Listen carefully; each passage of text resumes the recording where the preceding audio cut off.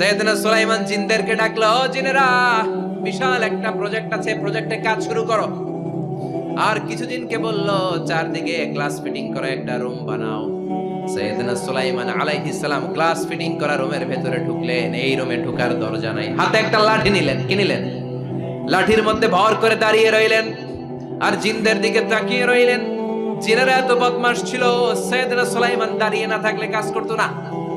সুলাইমান আলাইহিস সালাম লাঠির মধ্যে ভর দিয়ে দাঁড়িয়ে রইলেন আর বললেন, কাজ করো। জিনেরাও কাজ শুরু করলো। ওদিকে মালাকুল মাউত এসে বলো, সুলাইমান সময় তো শেষ। সুলাইমান বলে, সমস্যা নাই, রূহ কবজ করো।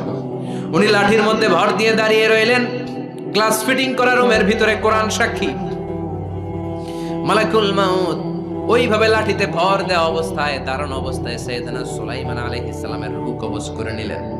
উনি এমন ভাবে দাঁড়িয়েছেন, রূহ চলে গেল, লাশ হয়ে দাঁড়িয়ে রইলেন, লাঠির মধ্যে দাঁড়িয়ে আছেন।